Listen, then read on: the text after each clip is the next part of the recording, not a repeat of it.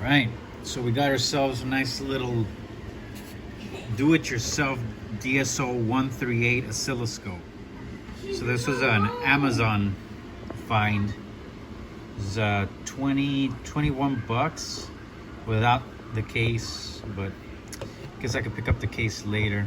Really wanted to just play with it, and then ended up buying a 5-pack of these just because I wanted so that it's portable. Take it outside and check my car, check anybody else's car once I get a feel of how this works and its settings and options. And I did look it up on others' reviews, other individuals' reviews, and this thing's pretty legit for how small it is. I haven't hooked it up yet, so this is kind of intimidating, the ground AC DC, but that's just for the input, not necessarily here. I thought it's like it's a different type of well, naturally right there it says what, DC 9 volt. I don't know why this scared the heck out of me. Never used an oscilloscope before, so this is the first time using it. Now when you buy this unit, it comes with your oscilloscope clips, and this is good for low wattage. So asked around and looked around on some of these reviews, and I learned that you got to pick one of these up. This is a ×10 probe, which I believe reduces it down. It's internally, I think there's a resistor, some sort inside. When you flip this, it turns it on, and it does a lot more than I'm able to explain.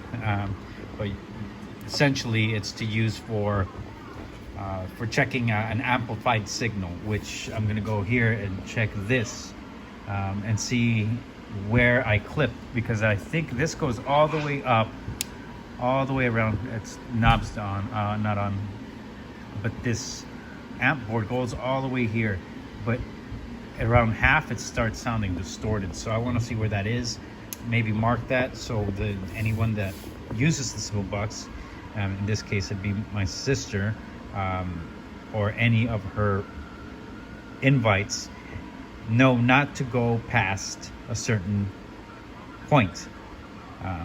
I'll put danger on there. It's kind of difficult to explain a clipped signal to people that don't really have a small concept of it. It's fine. I didn't 10 years ago. So here it is. I'm gonna test it out and see how it looks. All right, I got my probe in place.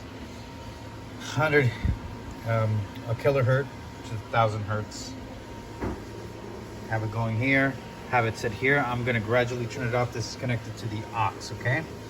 So going up, turning up,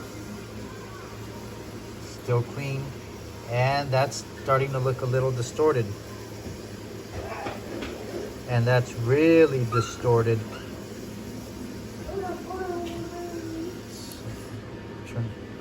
I switched it to 0.1 millivolts. This is to by 1.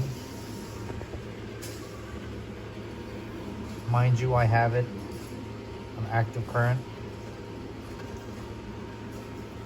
It's direct current. And this is where it starts clipping. You see that position right there? I'm gonna try to straighten it out. That's clipping. If I turn it down a little, that's as clean as it's gonna get. So I'm gonna mark it right there for auxiliary. Anything auxiliary, you cannot go past that. Okay, now what we're doing is checking it via Bluetooth. Now Bluetooth, I hooked up my phone. I'm using the wife's phone so I can record this. I was playing a couple things I wanted to point out is the Send 1 that I said 0.1 millivolts, and it's just 0.1 volts. What's funny is if you do 10 millivolts, you're off the chart. I would have to recalibrate everything and whatnot. But if I go all the way in the middle there to 0.1 volts, I'm way off. I mean, increasing it isn't going to help me maybe if I increase it here, see that I would need to mess with the signals to the left, and I got to play with it some more. But I found that there's a little sweet spot right here, right in the middle of 0.1 volt and 10 millivolts. So we're gonna just stick to this for now, for purposes of finding where it clips on Bluetooth. So I already have it connected. I put the little stand, and before I put the little dot right there on auxiliary. That's where it would clip. Now, and I did this a couple times just to ensure that that's an accurate statement. So if I start putting it up, the volume that is, that you can see a little bit of distortion there, and that's most likely due to it being just poor quality or cheap quality components. But right there looks like it's the safe spot. You can see some distortion, but it's not clipping. That's more of a distorted signal. This, now that's disgusting. So we're gonna put it back, and we're gonna call this, oh, that's ugly. I gotta play with this oscilloscope a little more. But we're gonna call this a safe zone. And we have that there. Now I know for a fact that that's pretty dang loud. So I'm gonna just do a mark it halfway, play with it by ear, and tell the recipient, do not go past that point on Bluetooth, and do not go past the first point on auxiliary. So I'll go ahead and probably make something nice. I know my wife has a couple of vinyl options that she can do for me, but we'll see.